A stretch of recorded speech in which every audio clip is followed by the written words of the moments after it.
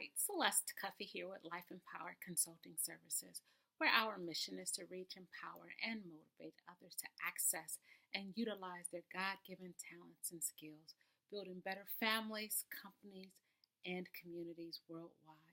I thank you for joining me on today for our 15 minutes of living life empowered. I'm so excited that you could join me.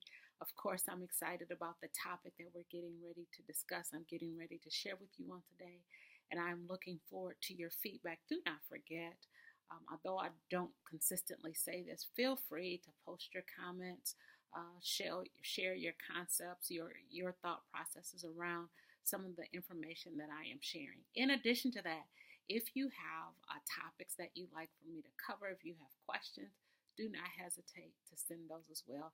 www.celestecuffey.com is the website, and my personal email address is lifeempowered, one word, at celestecuffey, one word.com. So I would love to hear from each and every one of you. Now, for today's topic, 15 minutes of living life empowered, I actually went back about a year in my thought processes. And as many of you know, I am a certified coach, trainer, and speaker through the John Maxwell Leadership Organization. So every year they have a conference. They have two conferences a year. And last year was an opportunity for me to go to the conference. Now this conference was life-changing. I've been to many conferences in my life, professionally, personally, spiritually, naturally, whatever. I've found myself at conferences throughout my life, but this one was impactful like you would not believe. It was different like you would not believe. And why was it different? Because this was an event that I saw people across cultures, across anything that could be perceived as a barrier. So culture, age, gender, race, whatever that could be perceived as a barrier really was a bridge in this particular event, at this particular event. So it was spectacular like you would not believe. I mean, it was down to the details. One of the things that they did at the onset was they taught us how to hug each other, heart to heart. So a hug should be heart to heart. They also got us little pins that had JMT on it, and that was to represent that we are all in that blood. We have that heart. The blood of John Maxwell is running through our veins in the terms of the leadership and the teaching and the integrity and the character that we stand for. And so, again, it was such it was an amazing event by no stretch of the imagination. But one thing that the event taught me and that I want to share with you on today is that like-minded people don't always look like you. And I share that because, again, at that event, it crossed cultures. It crossed any sort of barriers, age, gender, race, with anything you can make up, it crossed it. And there was a spirit, it was an environment, it was an atmosphere of kindness and love and joy. Throughout the entire event, throughout the entire weekend, I think I was there like 4 days, and it just was amazing. And so what I want you to know is that you can have something in common with a person that does not look anything like you, right? And why else am I saying that on today? I was officially named as a Rotarian, so I've just now joined the Rotary Club, and I got my pen and all of these other really cool things and a certificate and such. But again, I am sitting in a room with people that do not necessarily look like me. Some are much older, some are younger, some are lighter, some are darker. There is just a variety of people in the room. And when I say that there is kindness in the room, and when there is laughter in the room, and if there is some common goals in the room, and that is what I want us to just highlight and make sure that we put a pin in and understand that like-minded people don't always look like us. The second thing that I want to talk about, or I want you to be aware of, I want to share this story with you first. I was at Menards, probably about a month or so ago, and there was a gentleman in front of me, and he looked like an older gentleman. He didn't speak English, and he had 3 little girls with him, and 2 of them were walking, so maybe, I don't know, 4, 6, 8, somewhere around there. that age for the two older girls. And then there was a little girl who maybe was 2, 3, and she was sitting in the cart. They did not speak Spanish. I mean, they did not speak English. I believe they were speaking Spanish. And sitting there in the cart was the little girl. And then there were the two girls kind of not wandering around the store, but wandering around that space in the checkout. And basically what they were doing was they were getting candy. And so this gentleman looked like an older gentleman. I did not hear him speak English. So I don't know if they could speak it and they just didn't. But either way, when I looked in his cart, he had a couple of things that, when you go to Menards, it looked like Menards appropriate. But then most of the things that he had in the cart were toys, candy. And it was so funny. One of the little girls walked off and then she walked back and she had like 3 things in her hand. And I just smiled, just watching the interaction. And then there was the little girl in the cart. And the little girl in the cart, you know how they have where the registers are, they have all the candy lined up for whoever, but for the kids. And the little girl was trying to point to what she wanted, and they didn't understand what she was saying. And so he kind of lifted up the cart and kind of scooted it so that it could get closer to where she could just pick up the things that she wanted. And so he made sure that each one of the girls that came with him was able to walk away with something and get something. And now, why am I sharing with you this? This is my second point. We might have more in common than we think.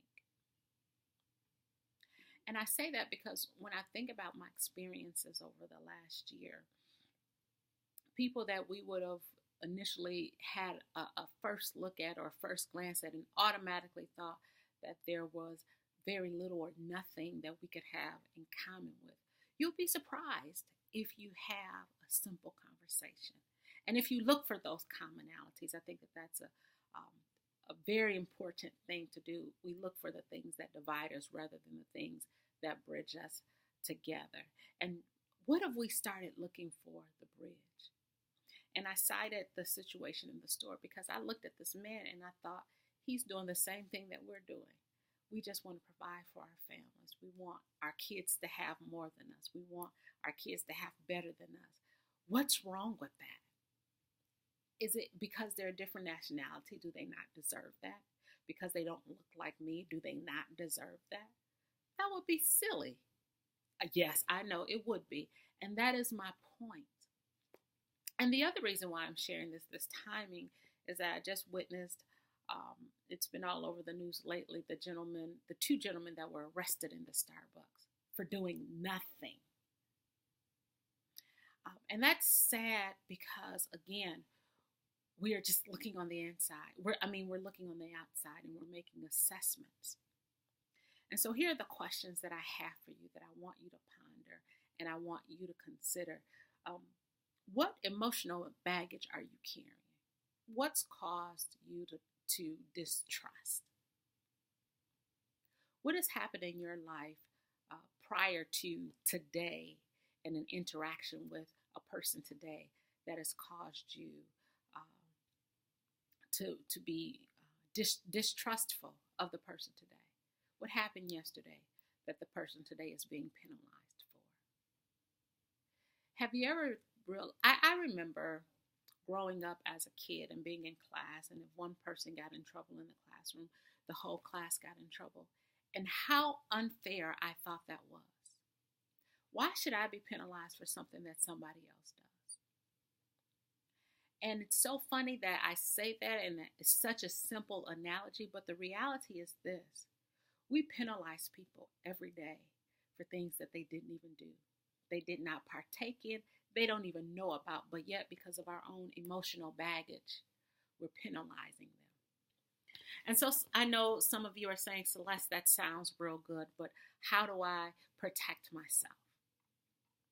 And that's what we're going to talk about. Thank you for asking that question. How do you protect yourself? How do you give people chances and opportunities without opening up yourself to be hurt? Here's the truth. You can't. At some level, you have to open up. And if you do not open up, you miss out on the love.